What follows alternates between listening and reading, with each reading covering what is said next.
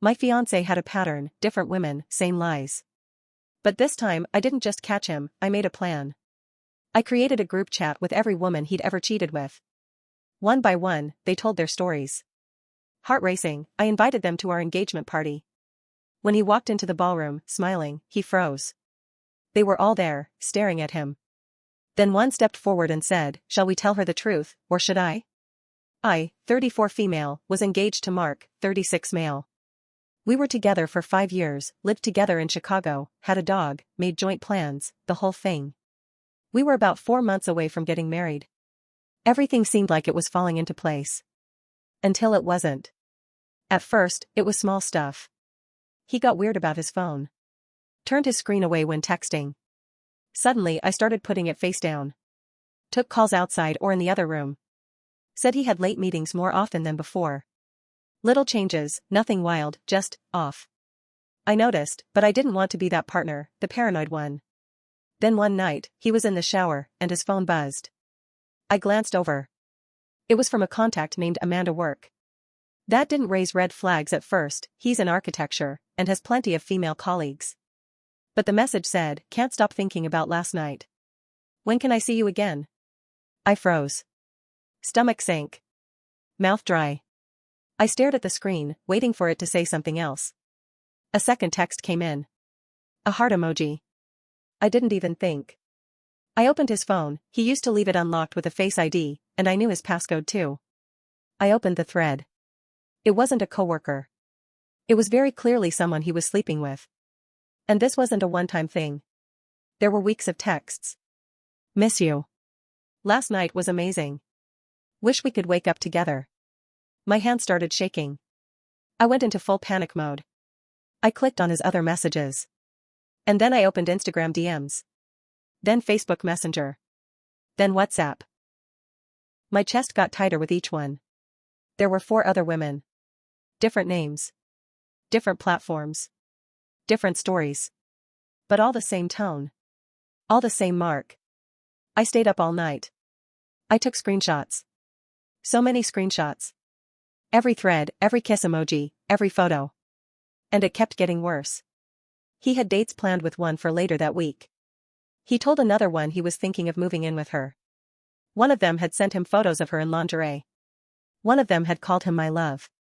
I was numb. I didn't say anything right away. I acted normal the next morning. Pretended I had a work thing. He kissed me goodbye. I felt sick. That day, I sat on my couch and reached out to the women. I didn't attack anyone. I just said, "Hi, you don't know me, but I'm Mark's fiancé. We've been together 5 years. I just found out about your relationship with him. I'm not here to blame you. I just want to know the truth." Every single one responded. And what they told me? Mark had been doing this for years. He told one of them we were exes but still lived together for financial reasons. Told another I was crazy and controlling, and he was trying to leave me. Told another that I cheated on him and he was healing. Lies. So many lies. And I planned. We had an engagement party coming up in 3 weeks. It was a big deal, at a rented ballroom downtown. His parents were flying in from Seattle. My family would be there. Friends from out of town. We'd already paid deposits. I talked to the women. I said, "You don't owe me anything. But if you'd be willing to come to the engagement party, I want him to see all of us. In the same room. I want him to understand what he did. Not just to me, but to each of you." 4 of them agreed. One couldn't make it because she had a work thing out of state, but she sent me screenshots and gave me her blessing. The other 4? They were in. We created a group chat. It started as information sharing, but soon turned into something more. We supported each other. Cried. Laughed bitterly. Got mad together. It was weirdly comforting. They told me how he gaslit them. Promised them futures. Slept with them while texting another. One had gotten pregnant, she miscarried early, but he disappeared on her during that. Another woman lent him money. Another introduced him to her kid. He had no conscience. The night before the party, I didn't sleep. I wore a pale blue dress that we had picked out together. I thought about not wearing it, but then I thought, no. I'm not the one who should feel ashamed. When we got to the ballroom, everything was elegant. Candlelight, flowers, soft music. His family was already there, smiling, mingling. My parents looked nervous. I told them the truth a week before, and they agreed to stay silent for now. Then, around 7:15 p.m., one by one, the women walked in. I had told them not to talk to each other directly yet, just come, stay calm, and wait. Mark hadn't noticed at first. He was busy shaking hands, giving hugs. Then he saw the first one, Jasmine. His face twitched. Barely. Then he saw Nia. Then Rachel. Then Hannah. And he froze. His smile dropped. His eyes darted around the room like he was seeing ghosts. I stood on the far side of the room, watching him. He looked at me. Then back at them. Then at me again. Everyone around him was confused. You could feel the energy shift. Rachel stepped forward. She walked right up to him, wine glass in hand, and said in a voice just loud enough for the crowd nearby to hear, "Shall we tell her the truth, or should I?" That's when people really started paying attention. Mark's face went pale. His mom looked at me, then at the women, and said, "What is going on?" I stayed quiet. I wanted him to speak first. He just stared. Mouth open. He couldn't form words. And Jasmine chimed in, "He's been seeing all of us. 4 years. Same lies. Different names." Mark finally spoke. "It's not what it looks like." That was the wrong thing to say. "I'll stop here for now. Let me know if you want the rest. It gets worse. Much worse." You said, continue the story, add conflicts or story twist, keeping the details sharp and the tone dramatic, use simple words, no ending yet. ChatGPT said, absolutely. Here's the continuation, adding more tension, sharper details, and a few twists. Still no ending. The room wasn't just tense, it was heavy. People had stopped talking. Even the music playing through the speakers seemed like background noise in a nightmare. Mark looked like he wanted to disappear. Sweat formed on his forehead. His hand shook a little as he tried to put his wine glass down on the bar, but he missed and it clinked against the counter hard. Gasps. A few people shouted what, at the same time. Mark's mom said Jesus Christ under her breath and sat down. My aunt started crying. Someone dropped a fork. I stared at her stomach. I hadn't noticed at first, but yes, there it was. A small but very real baby bump. Mark finally found his voice. "Claire, this isn't the time," she cut him off. "No. You don't get to say when the time is. You stopped answering my calls. You blocked me on everything. You said you'd leave her, you said we'd figure it out. You even picked names with me, Mark." Names. The room was spinning now. I felt like I was floating, but not in a good way. I couldn't process it all. Then my best friend Gina, who had been helping me with the plan from the beginning, came to my side and whispered, "Do you want me to clear the room?" I shook my head. No. He did this publicly. Let it stay public. And that's when another twist hit. One of his coworkers, a guy named Phil, stepped forward. "Sorry, but if we're all just putting it out there, this guy used to bring women to the job sites. Not just once. A few times. Told the interns not to say anything. Said it was his client relations. Everyone joked about it. I thought it was messed up, but I didn't know he was engaged."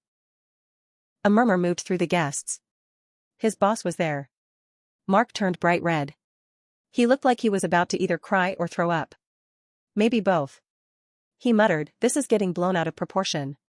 You don't know the pressure I've been." Instead, I turned to the crowd and said, "There it is. Not sorry. Just angry he got caught." His dad got up and walked toward him. Quietly said something to him that I couldn't hear, but Mark's face fell even more. Then his dad looked at me and said, "I'm sorry.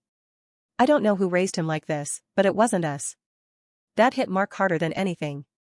Then, from the back of the room, another hand went up. A woman I hadn't seen yet. She said, "Can I speak for a second?" Everyone turned. She walked to the front. She looked nervous. Her voice shook. "I don't know any of you. I didn't know who Mark really was until last week. But I recognized his picture in a post someone made. He told me he was a widower." Widower. I froze. She continued, "He said his wife had passed away 2 years ago. Said it was still hard. Said he wasn't ready for something serious." I believed him. I even felt bad for him. We only dated for 3 months, but I thought he was healing. The room was silent. She looked at me, eyes full of guilt. I'm sorry. I didn't know he was engaged. I swear. I nodded. It's not your fault. Mark looked like a ghost. Pale. Frozen. His mouth opened, but no words came out. He backed away from the center of the room like a cornered animal, like he was looking for an exit that didn't exist. I stepped forward, finally, and said, "We're not done here." Everyone turned to me. I could feel my heart pounding, but my voice stayed calm. I have more to say. And more to show. But this man is going to hear every word of it, because for years, he's been playing all of us. And I wasn't going to stop until every lie came out. Everyone in that ballroom was standing still.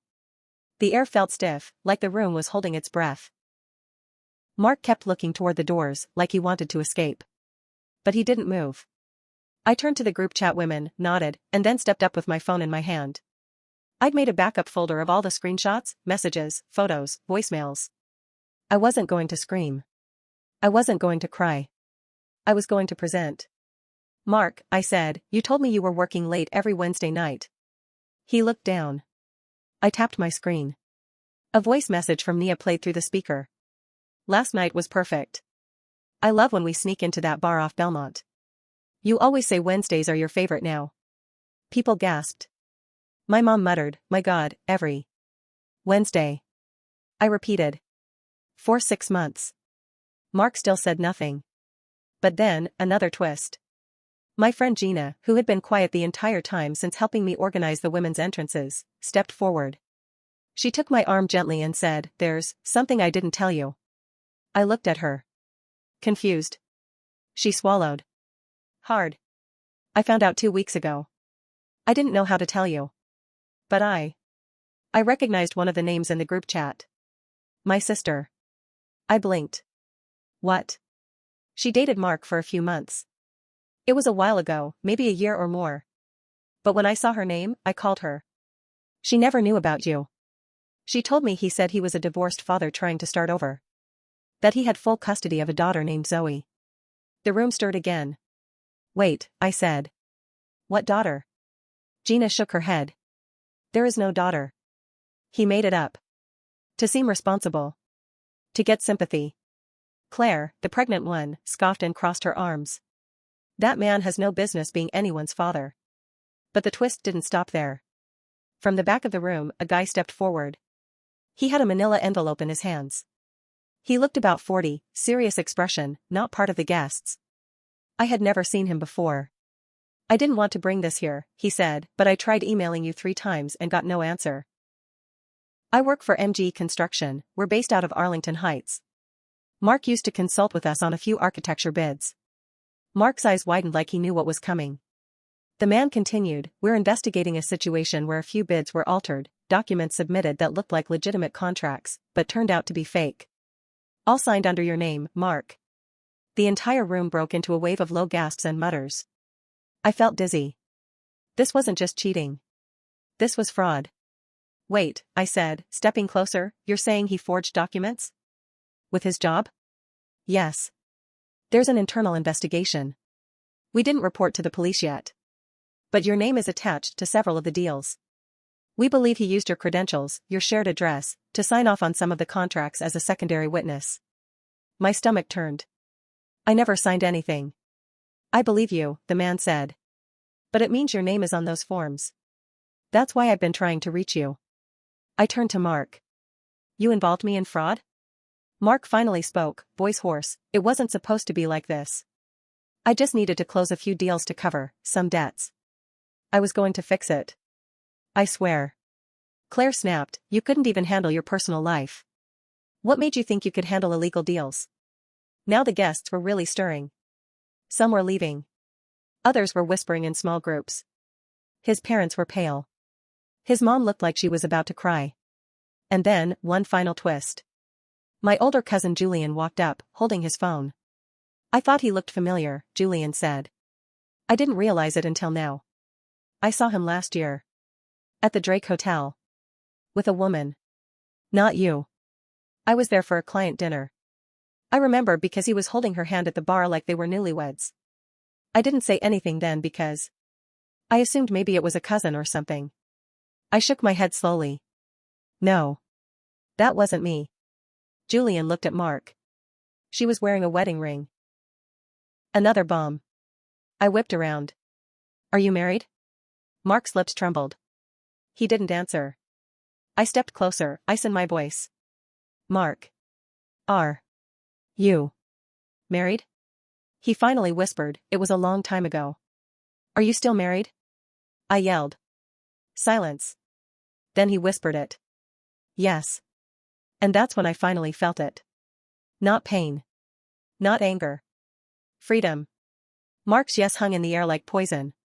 People stood in shocked silence. You could hear the buzz of the overhead lights. I felt like I'd been punched in the chest. Still married? I repeated, my voice hollow. His face was gray. He looked like a man who had run out of lies and now had nothing left to shield himself with. I didn't want it to come out like this, he mumbled. You didn't want it to come out at all, I snapped. Claire stepped back, eyes wide. You're married? And you're having a baby with me?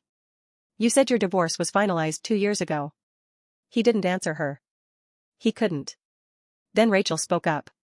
You told me your wife died. Hannah chimed in, you said you never loved anyone else after her. Another voice added, you told me she cheated on you and you were rebuilding your life. Every woman around him started putting the pieces together, each version of the story he fed them, each lie now exposed. I stood still, gripping the edge of a nearby table just to stay upright. Mark's father stepped in again, this time firmer. Is this true, Mark?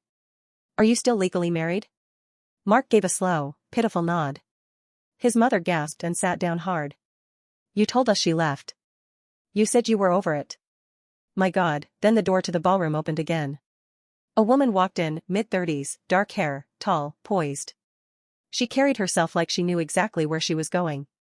She looked around, found Mark in the chaos, and walked straight up to him. The room went silent again. Hi, Mark, she said, her voice calm but cold. So this is the fiancé you were marrying behind my back? I froze. She turned to me. I'm Lauren. Mark's actual wife. Still legally married. No divorce papers ever filed. But I guess now I know why, he was too busy playing house with you. I stared at her. At him. I had nothing left to say. Mark's mouth opened, but Lauren held up a hand. No. I'm not here for you. I just came to look the woman in the eye who went through what I did. And to let you know, you are not the first. And if this didn't happen tonight? You wouldn't have been the last. Then she looked around the room. You all deserve better. Every single one of you. Mark broke. Right there in the middle of the ballroom. He dropped to his knees. Literally. Face in his hands. Tears streaming. But it was too late. He started rambling. I didn't mean for it to happen like this. I didn't plan to hurt anyone. I felt like I wasn't enough. Like I kept failing and lying was easier and I wanted to be someone else. No one responded. Because what do you say to that? When someone destroys so many lives and only cries once they're exposed? Rachel threw her wine glass, not at him, but into the corner. It shattered. That seemed to snap the room out of its freeze. People started moving. Talking. Some left. Others stared. His boss whispered something to another man and walked out, fast. Claire stood over him. I'm not raising this child with you. If this is even your child. He looked up at her, desperate. Don't say that. Please. Don't. I'll get the test, she said coldly. You don't get to be in control anymore. Then she walked out. Lauren looked at me. You coming? I didn't know what she meant. What? She shrugged. Out. Of here. Away from him. Let him explain to the walls. I nodded. Wordlessly. And I walked. The other women followed. Some stayed a moment to grab their purses or glare one last time, but most left. Mark stayed kneeling on the floor, surrounded by whispers and judgment and silence. The next few days were a blur. My phone didn't stop buzzing. Texts. Emails. DMs. From people at the party. From people who weren't there but had heard. My story spread. Some said I was brave. Some said I humiliated him too much. I didn't care. Mark tried calling. A lot. Left voicemails. Long ones. One was 8 minutes long. He cried. He begged. He blamed his childhood. His stress. His job. Said he needed therapy. Said he loved me. I never answered. Lauren filed for divorce the next week. Claire got the paternity test, he was the father. But she kept her word. She got a lawyer and told him every visit would be supervised and court-approved. His job? Fired him. Quietly. No big announcement. But Phil messaged me to say they escorted him out and someone else took over his projects. The women and I stayed in touch. The group chat still exists. It's quiet now. But every so often someone sends a message. A memory. A screenshot. A remember when, Gina and I talked a lot. She felt guilty about her sister's involvement, but she stood by me the whole time. Without her, I might have crumbled. Mark? I don't know where he is now. Probably hiding. Probably trying to start again somewhere new. People say heartbreak is like a death. But this wasn't a death. This was a wildfire. It tore through everything I thought was safe. It burned down the life I built. And in the ashes, I didn't find peace. Not right away. But I found clarity. Mark didn't just lie to me. He manipulated me. He tried to mold me into someone quiet, obedient, distracted. He isolated parts of me I loved. And the worst part? I let him. I gave him trust he didn't earn. I gave him forgiveness he never asked for. I gave him time I can never get back. But I'm still here. I'm not hopeful. Not yet. But I'm not lost either. And next time, if there is a next time, I'll see the red flags. I'll listen to them. I'll trust myself before I ever trust someone like him. Because I deserve the truth. And he never did.